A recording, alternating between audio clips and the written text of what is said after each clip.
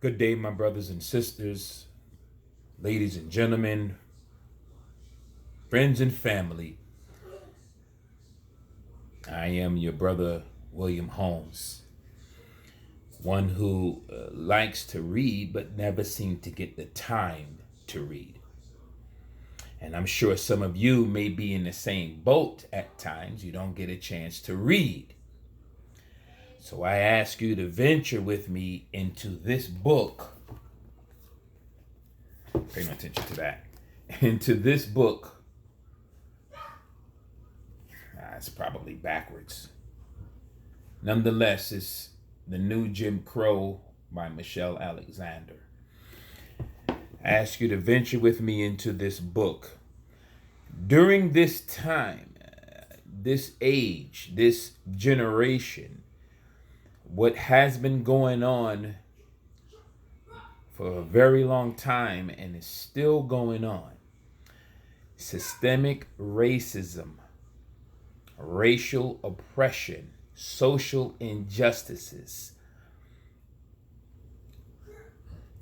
I have been compelled to read this book with us, with you, and for us.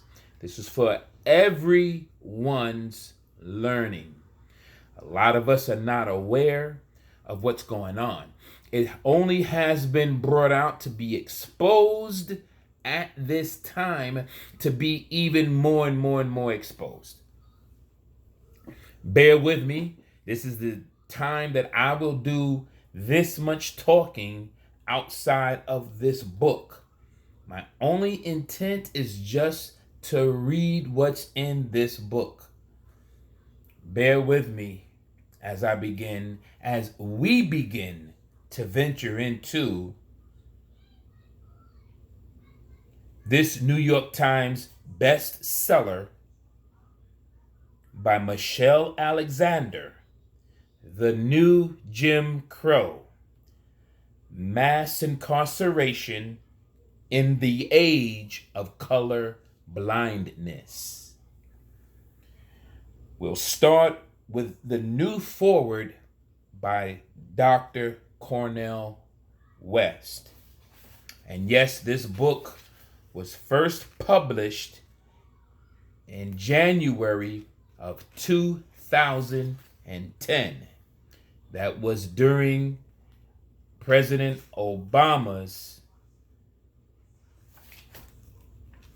presidency. As I said, we'll start with the foreword by Dr. Cornel West.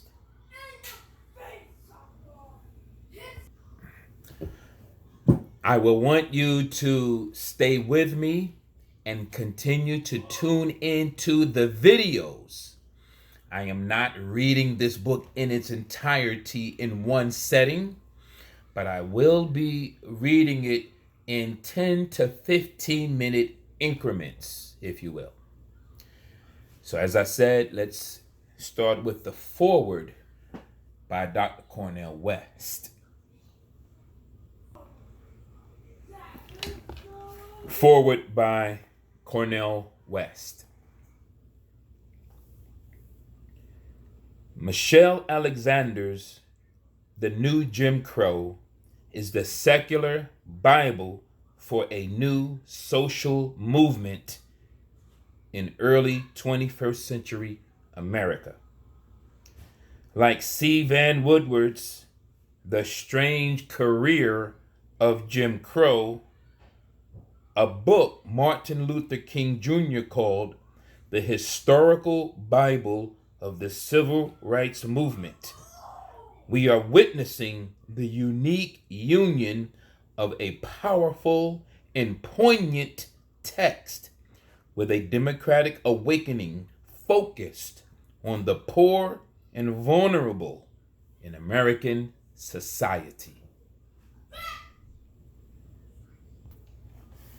Let us continue with the foreword. The New Jim Crow is an instant classic because it captures the emerging spirit of our age. For too long, There has been no mass fight back against the multi-leveled assault on poor and vulnerable people. Despite the heroic work of intellectual freedom fighters, including Marion Wright Edelman, Angela Davis, Glenn Loury, Mark Maurer, Loic Waqat, and others. Yet, the sleepwalking is slowly but surely coming to a close as more and more fellow citizens realize that the iron cage they inhabit, maybe even a golden cage for the affluent, is still a form of bondage. The new Jim Crow is a grand wake-up call in the midst of a long slumber of indifference to the poor and vulnerable.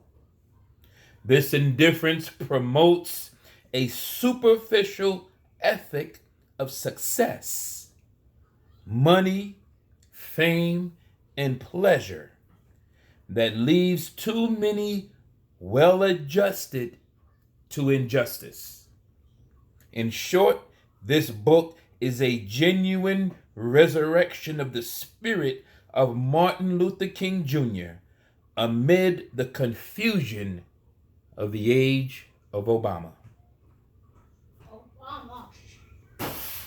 While the age of Obama is a time of historic breakthroughs at the level of racial symbols and political surfaces, Michelle Alexander's magisterial work takes us beyond these breakthroughs to the systemic breakdown of Black and poor communities devastated by mass unemployment, social neglect, economic abandonment, and intense police surveillance. Her subtle analysis shifts our attention from the racial symbol of America's achievement to the actual substance of America's shame.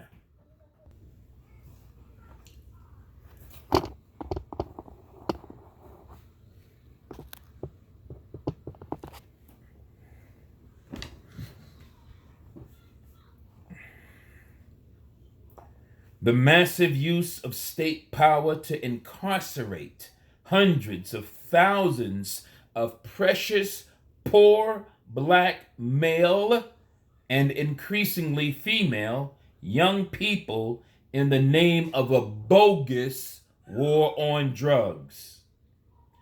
And her nuanced historical narrative tracing the unconscionable treatment and brutal control of Black people, slavery, Jim Crow, mass incarceration, takes us beneath the political surfaces and lays bare the structure of a racial caste system alive and well in the age of color blindness. In fact, the very discourse of color blindness, created by neoconservatives and neoliberals in order to trivialize and disguise the depths of Black suffering in the 1980s and 1990s, has left America blind to the new Jim Crow. How sad it is that this blindness has persisted under both Republican and Democratic administrations and remains to this day hardly acknowledged or examined in our nation's public discourse.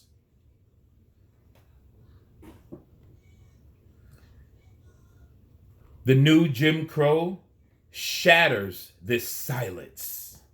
Once you read it, You have crossed the Rubicon, and there is no return to sleepwalking. You are now awakened to a dark and ugly reality that has been in place for decades, and that is continuous with the racist underside of American history from the advent of slavery onward.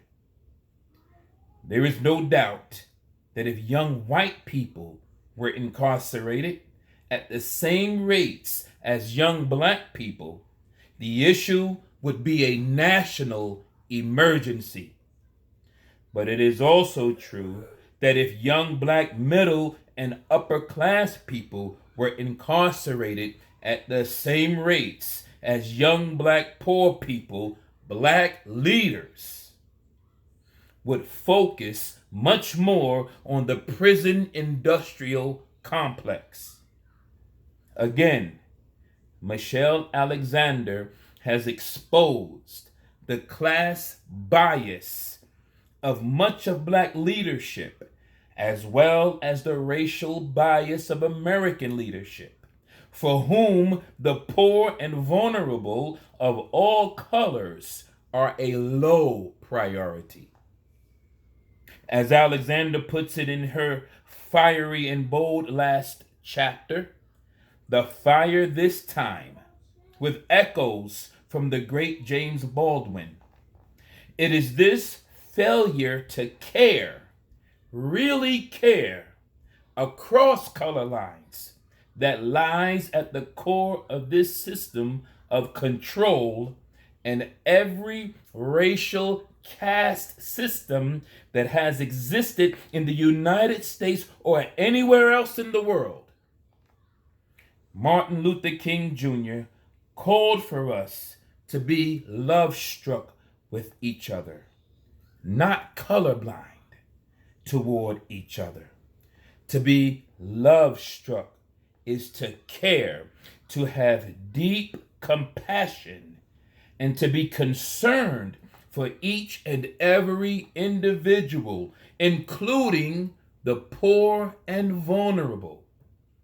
The social movement, fanned and fueled by this historic book, is a democratic awakening that says we do care, that the racial caste system must be dismantled, that we need a revolution in our warped priorities, a transfer of power from oligarchs to the people, and that we are willing to live and die to make it so. This has been the foreword of Cornel West. In the beginning of this book,